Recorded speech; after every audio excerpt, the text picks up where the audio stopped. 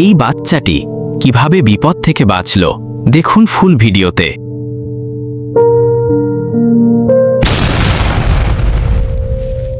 সিংহ মহারাজ, ও সিংহ মশাই, একটা বিপদ হয়ে গেছে।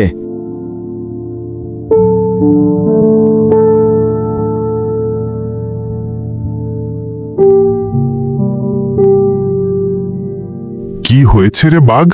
তুই চিৎকার করে দৌড়ে আমার কাছে কেন এলি? কি হয়েছে যে তুই এত হাঁপিয়ে এলি আমার কাছে, বল। সর্বনাশ হয়ে গেছে সিংহ মহারাজ। গ্রাম থেকে একটা শিকারী আমাদের জঙ্গলে ঢুকে পড়েছে। ওই শিকারী আমার একটা বাচ্চাকে ধরে নিয়ে গেছে। সিংহ মশাই, আমার বাচ্চাটাকে বাঁচান প্লিজ, আমার বাচ্চাটাকে বাঁচান সিংহ মহারাজ। আমার ছোট বাচ্চা, জানি না সে শিকারী কি করবে তাকে। তুই একটু শান্ত হ বাঘ, আমি দেখছি কি করা যায়। মানুষ শিকারের হাতে তো ভয়ঙ্কর অস্ত্র থাকে, আর এদিকে শিকারী তোর বাচ্চাকে ধরে নিয়ে গেছে। হুট করে যদি আমরা গ্রামের মধ্যে ঢুকে পড়ি, তাহলে আমাদের সাথে সাথে তোর বাচ্চারও বিপদ হতে পারে। যা করতে হবে তা আমাদের ভেবে চিন্তেই করতে হবে। একটু বুদ্ধি খাটিয়ে আমাদের কাজ করতে হবে, কারণ মানুষের অনেক বুদ্ধি। তাই বাচ্চাটাকে বুদ্ধি খাটিয়ে আমাদের উদ্ধার করতে হবে। একটু ধৈর্য ধারণ করো বাঘ।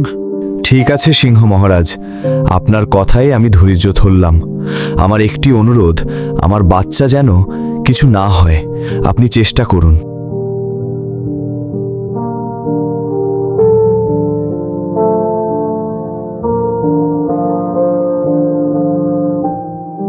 আমাকে ছেড়ে দাও, আমি আমার বাবার কাছে যেতে চাই।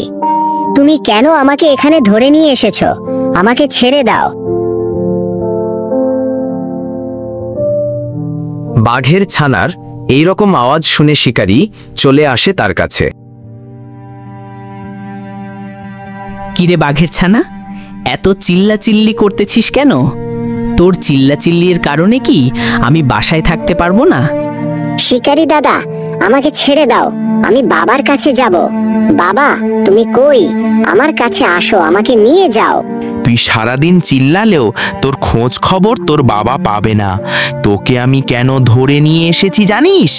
তোকে জিম্মি করে আমি তোর বাবাকে ধরবো, তারপর তোর বাবাকে মেরে গায়ের চামড়া বিক্রি করব। বাঘের চামড়ার অনেক মূল্য, বুঝেছিস? তোর বাবাকে মারার পর আমি তোকে মারবো, আর তোর গায়ের চামড়াও বিক্রি করব। এভাবে জঙ্গলের সব প্রাণীকে আমি ধরবো আর মারবো, আর তাদের চামড়াও বিক্রি করব।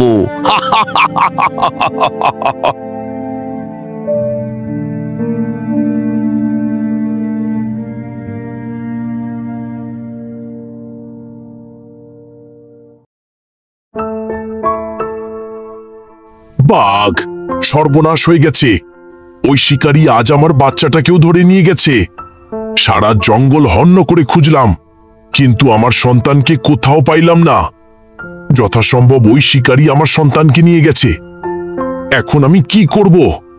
আমার বাচ্চাকে ওই শিকারীর হাত থেকে কিভাবে বাঁচাবো? চল চল, তুই আর আমি মিলে ওই গ্রামে হামলা শুরু করে দিই। তাতে তো কোনো লাভ হবে না সিংহ মশাই। আমরা তো আর জানি না যে আমাদের বাচ্চারা কোথায় বন্দি আছে। যদি শিকারী জানতে পারে আমরা গ্রামে হামলা করেছি, তাহলে ওই শিকারী আমাদের বাচ্চাদেরও মেরে ফেলতে পারে। তাই অনেক সাবধানে আমাদের কাজ করতে, বুদ্ধি কাটিয়ে। হাই হাই, আমরা এখন কি করব? আমি কিছুই বুঝতে পারছি না। ওই শিকারী তো আমাদের ঘুম হারাম করে দিয়েছে। তাহলে কি আর করার, দেখি জঙ্গলে কোনো ব্যবস্থা করা যায় কি যায় না, কোনো খোঁজ খবর পাওয়া যায় কি না, কোথায় আছে আমাদের বাচ্চাগুলো। হে আল্লাহ, তুমি আমাদের সন্তানগুলো রক্ষা করো, তাদেরকে হেফাজত করো। শিকারীর ঘরের ভেতরে খাঁচায় বাঘের বাচ্চা ও সিংহের বাচ্চা। শিকারীর খরগোশ তানের দিকে হেঁটে আসে।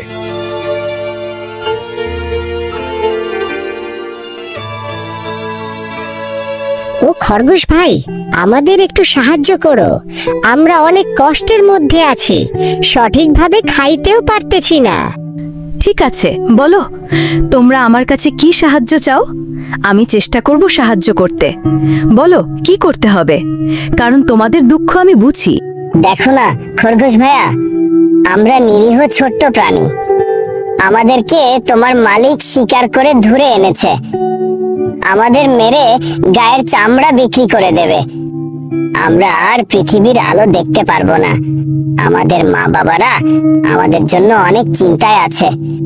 তুমিও তো একটা প্রাণী, যদি কেউ তোমার বাচ্চাদের সাথে এমনটা করতো তাহলে তোমার কেমন লাগতো?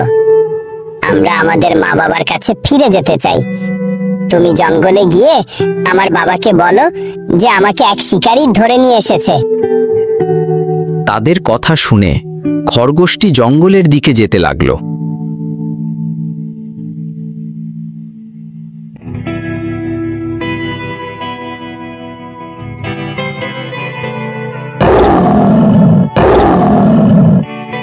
জানি না কিভাবে আমার সন্তানদেরকে রক্ষা করব। হে আল্লাহ, আমাকে একটি বুদ্ধি দাও যেন বাঘের আর আমার সন্তানকে রক্ষা করতে পারি। এই রকম সে নিজে নিজে কথা বলতে বলতে তার সামনে খরগোশ হাজির হয়। এই খরগোশ, নিশ্চয়ই তুই পাশের গ্রাম থেকে এই জঙ্গলে এসেছিস, আর তোর সাথে নিশ্চয়ই ওই শিকারিটাও এসেছে। ভালো করে আমায় বল, না হলে কিন্তু তোকে মেরে ফেলবো। না না সিংহ মশাই, আমি একাই এখানে এসেছি এবং একটা সংবাদ নিয়ে এসেছি। কি সংবাদ নিয়ে এসেছিস? তাড়াতাড়ি বল। একটা বাঘছানা আর একটা সিংহছানা আমাদের বাড়িতে বন্দি আছে। আমার মালিক তাদের জঙ্গল থেকে ধরে নিয়ে বন্দি করে রেখেছে। ওই ছানারা আমাকে বলেছে যে আমি যেন জঙ্গলে আসি আর তার মা বাবার কাছে এই সংবাদটা পৌঁছে দিই। তাই আমি সংবাদ দিতে আসলাম এই জঙ্গলে। আরে হ্যাঁ, ওই বাচ্চার মধ্যে একটা বাচ্চা তো আমার আর একটা বাঘের। তোকে অনেক ধন্যবাদ এই সংবাদটা দেওয়ার জন্য। জানি না আমার সন্তানগুলো কেমন আছে, তারা কিভাবে আসে। আমাদের বাচ্চারা কেমন আছে খরগোশ? ভালো নেই সিংহ মশাই, ওরা একটা ঘরে বন্দি আছে আর খুব কান্নাকাটি করছে। তাদের কান্নাকাটি দেখে আমার খুব মায়া হলো, তাই তাড়াতাড়ি আসলাম খবর দিতে। তুই এক্ষুনি আমাকে সেখানে নিয়ে চল, আমি ওদেরকে ওই বন্দি ঘর থেকে মুক্ত করে আনবো। ওই ঘরে তো তালা দেয়া থাকে, আপনি কিভাবে ওদেরকে মুক্ত করবেন? তাছাড়াও আমি যদি আপনাকে সেখানে নিয়ে যাই তাহলে আপনারও বিপদ হবে, সাথে আমারও বিপদ হবে। সিংহ মশাই, যদি আপনি কিছু মনে না করেন তাহলে আমি একটা উপায় বলে দিতে পারি। বলো বলো, তাড়াতাড়ি বলো, কি উপায় আছে? খরগোশ, তাড়াতাড়ি বলো।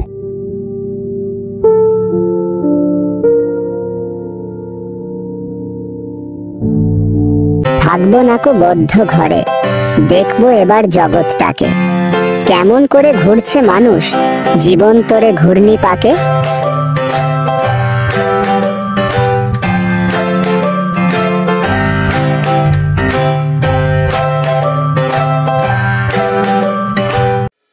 এই কে তুমি? আমার পথ আগলে রেখেছো কেন? আমি হলাম সিংহ রাজা, আমি তোমার বন্ধু হতে চাই। তুমি কি আমার বন্ধু হবে? সিংহ আবার কি? ও, বাবার মুখে অনেক নাম শুনেছি। তোমার নাম তাহলে সিংহ? কিন্তু আমি তো শুনেছি সিংহ অনেক ভয়ঙ্কর হয়, তারা মানুষদের ধরে খেয়ে নেয়। তুমি আবার আমাকে খাবা নাকি? না না, সেটা তুমি ভুল শুনেছ। তুমি একবার আমার বন্ধু হয়ে দেখো, আমি তোমাকে আমার পিঠে করে সমস্ত জঙ্গল ঘুরে দেখাবো। তুমি অনেক মজা পাবে। সত্যি বলছো তো? তুমি আমাকে তোমার পিঠে চড়াবে? আমার অনেক স্বপ্ন ছিল, হাতির পিঠে চড়বো, বাঘের পিঠে চড়বো, ঘোড়ার পিঠে চড়বো, কিন্তু বাবা আমাকে কিছুই করতে দেয় না। তাহলে এবার তুমি আমার পিঠে চড়ে বসো, আমি তোমাকে সমস্ত জঙ্গল ঘুরে দেখাবো। সিংহ শিকারীর ছেলেকে তার পিঠে উঠে নেয় এবং সে মনে মনে বলে যে তাকে আমি আমার আস্তানায় নিয়ে যাব এবং তাকে সেখানে আটকে রাখব। আমার সন্তানদেরকে না ছাড়া পর্যন্ত তাকে আমি ছেড়ে দিব না। যদি আমার সন্তানদেরকে না পাই তাহলে তার সন্তানকে আমি মেরে ফেলব।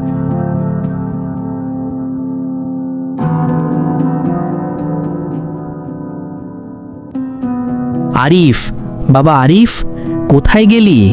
এ কি, ছেলেটাকে কোথাও দেখছি না কেন? ছেলেটা কোথায় যে গেল? আরিফ বাবা, তুই কোথায়? সে ছেলেকে খুঁজতে বাসা থেকে বাইর হয়।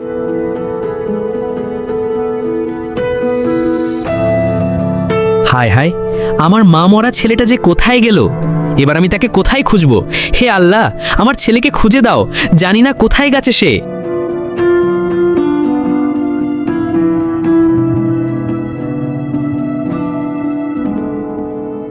কি রে খরগোশ, কোথায় গেছিলি? আর আরিফকে তুই দেখেছিস? তাকে তো আমি সারা বাসায় খুঁজে পাচ্ছি না। আর বেশ কয়েকজনকে জিজ্ঞাসা করলাম, তারাও বলতে পারতেছে না। তুমি কি জানো? মালিক, আমি জানি আপনার ছেলে কোথায় আছে। সত্যি? তুই জানিস আমার ছেলে কোথায় আছে? তাহলে তাড়াতাড়ি বল, আমার ছেলে কোথায়? একটা সিংহ জঙ্গল থেকে এসে আপনার ছেলেকে ধরে নিয়ে গেছে।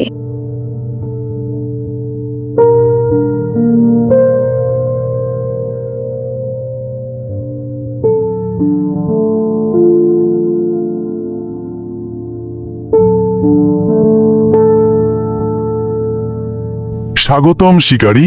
আমি জানতাম তুমি তোমার ছেলেকে খুঁজতে এখানে নিশ্চয়ই আসবে। দয়া করো, তোমরা দয়া করো আমাকে। তোমরা আমার ছেলের কোনো ক্ষতি করো না, ওকে তোমরা ছেড়ে দাও। নিজের ছেলের জন্য তোমার যতটা না কষ্ট হচ্ছে, ঠিক ততটাই আমাদের সন্তানের জন্য আমাদের কষ্ট হচ্ছে। কিন্তু তুমি বেটা শিকারী আমাদের সন্তানদেরকে নিয়ে তাদেরকে আটকে রেখেছো। জানি না তাদেরকে কি কষ্টে রেখেছো। তাদের যদি কোনো ক্ষতি হয় না, তাহলে তুমিও তোমার সন্তানকে পাবে না। আমি সত্যি অনেক লজ্জিত। আমি আমার ভুল বুঝতে পেরেছি। আমি এখনই তোমাদের বাচ্চাদের এখানে নিয়ে আসছি। শিকারী বাসায় গিয়ে বাঘ ও সিংহের ছানাগুলো নিয়ে আসে।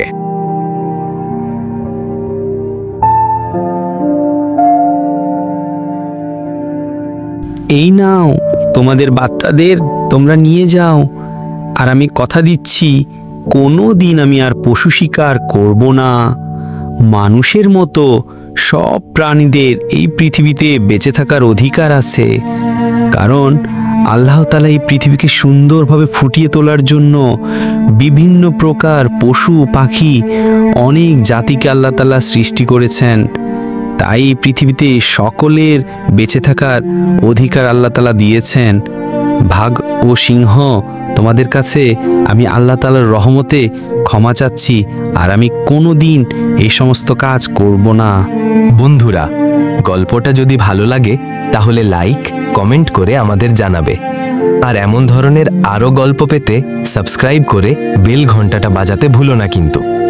আপনার একটি সাবস্ক্রাইব আমাকে ভিডিও বানাতে উৎসাহিত করবে, তাই আমার চ্যানেলটি সাবস্ক্রাইব করবেন। ভালো থাকবেন, সুস্থ থাকবেন।